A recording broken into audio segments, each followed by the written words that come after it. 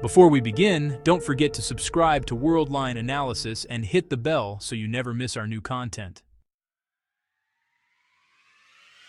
Everyone assumed Canada's World Cup moment would be a celebration. Everyone was wrong. Ladies and gentlemen, on June 12th, 2026, something truly unprecedented in Canadian history will happen. The Canadian men's national team will finally play a World Cup match on home soil for the first time, right in Toronto, at Field, in front of 45,000 Canadian supporters. For anyone who remembers 1986, the last time Canada appeared in a World Cup, and lost all 3 games in Mexico without scoring a single goal, this is a long-awaited chance at redemption. But there's a problem.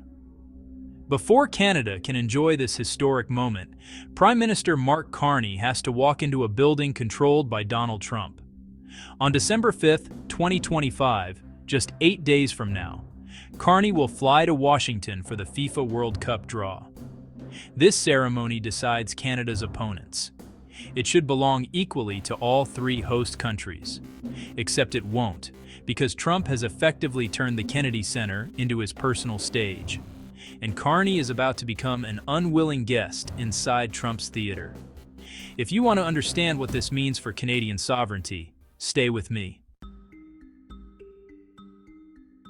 To understand December 5th, you first need to understand January 2025.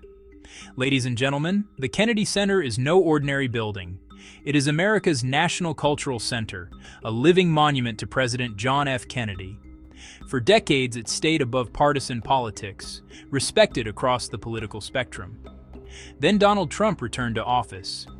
A few weeks after taking power, Trump removed the Kennedy Center's Board of Trustees, replacing Democrat-appointed members with his allies, Chief Advisor Susie Wiles and Second Lady Usha Vance. And then Trump did something no president had ever done. He made himself chairman. Let that sink in. The President of the United States is now also the President of the Kennedy Center. He appointed longtime friend Rick Grenell as the center's president. He proposed painting the golden columns and adding new marble.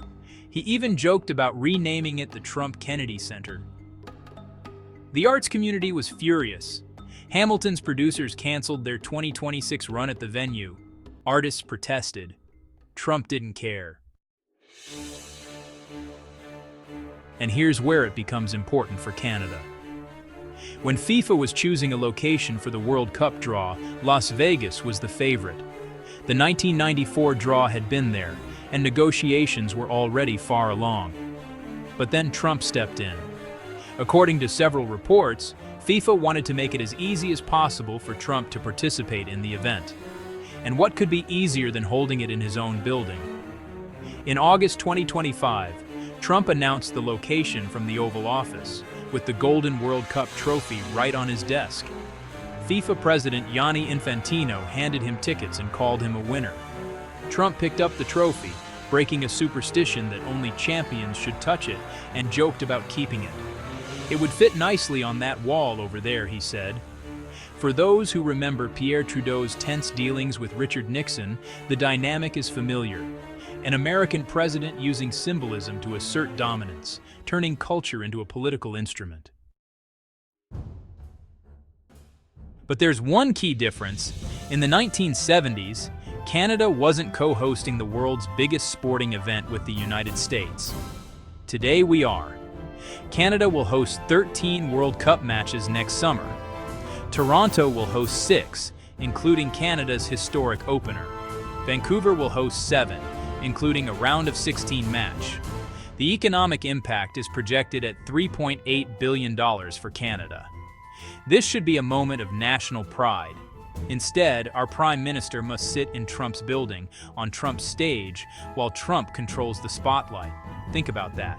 The event that decides Canada's World Cup opponents, the launch point for our greatest sporting moment in 40 years, will unfold in a building chaired by Trump, run by Trump's allies, and openly marked by Trump's desire to put his name on the door.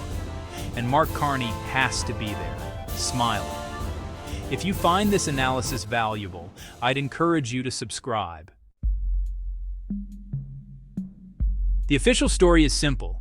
Mark Carney will attend the FIFA draw because Canada is a co-host nation. It's important.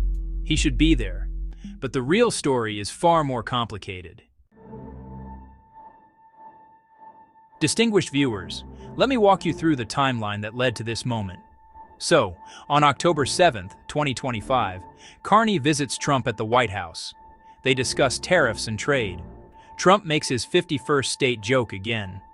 Carney replies politely, "That wasn't where I was going." Then, on October 14th, Ontario Premier Doug Ford launches a $75 million advertising campaign in the United States. The ads feature Ronald Reagan, Trump's hero, warning that tariffs hurt workers and consumers. Fast forward to October 23rd. Trump erupts. He calls the ads fake and fraudulent and accuses Canada of trying to influence the Supreme Court.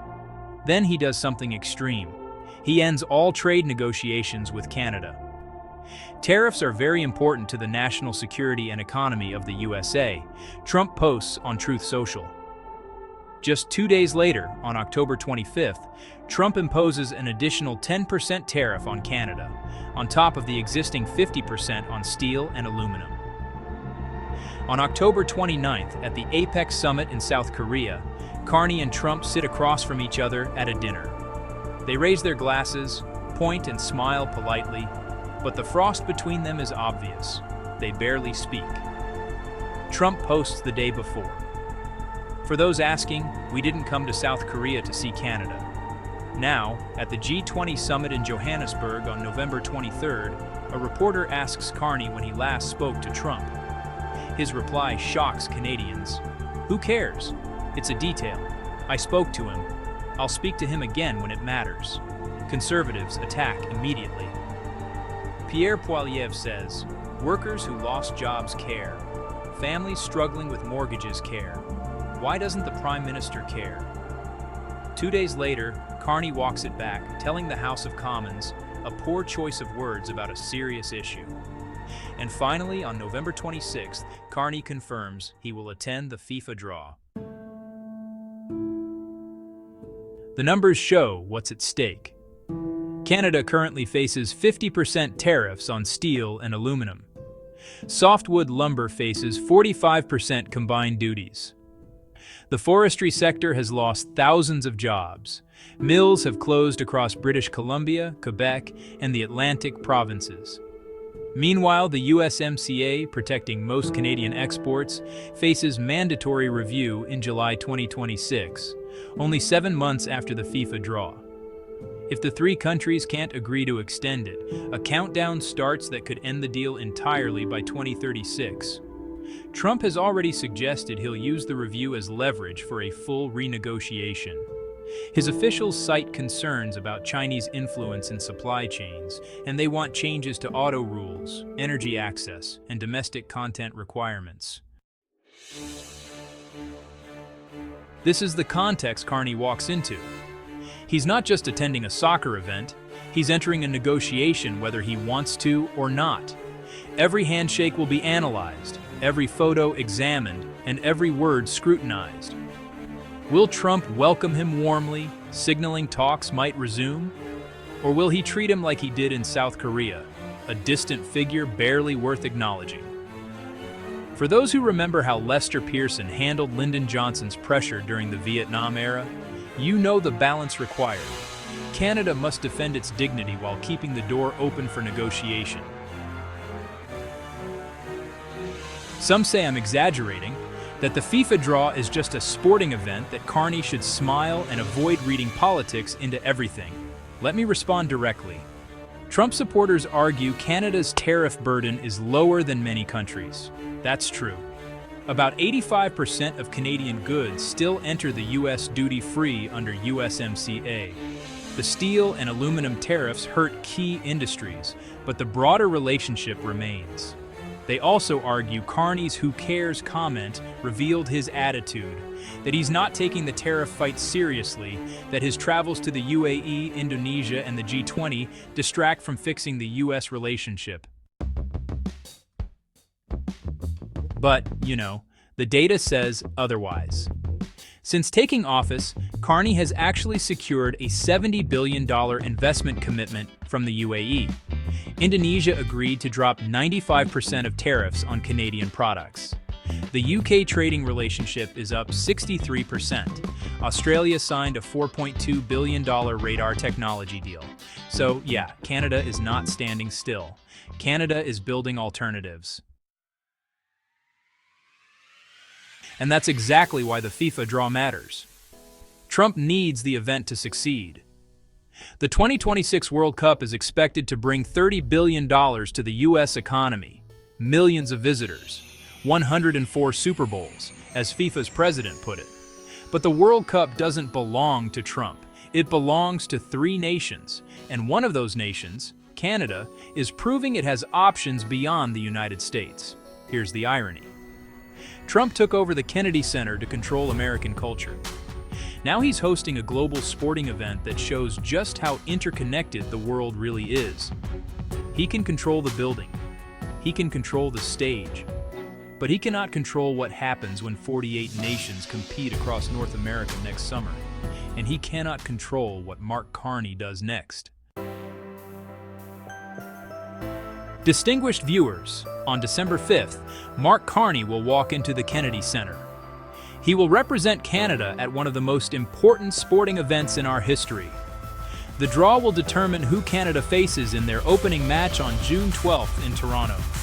It will set the stage for 13 matches across our country, $3.8 billion in economic activity, and a moment of national pride 4 decades in the making. But it will also reveal something about who we are in 2025. Are we a country that bows to American pressure, accepts whatever Washington demands, and treats our sovereignty as negotiable? Or are we the Canada Pierre Trudeau envisioned, a nation that stands tall beside its neighbor, not beneath it, that negotiates from strength, not fear, that builds alternatives when a partner becomes unreliable? The FIFA draw lasts just 90 minutes, but what happens in that room and the days after will shape Canada's relationship with the United States for years.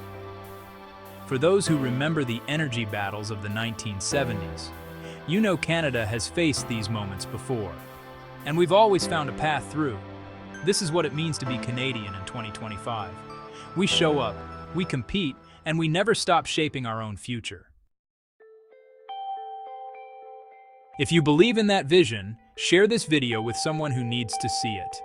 And before you go, don't forget to subscribe to Worldline Analysis and hit the bell so you get notified whenever we post new content.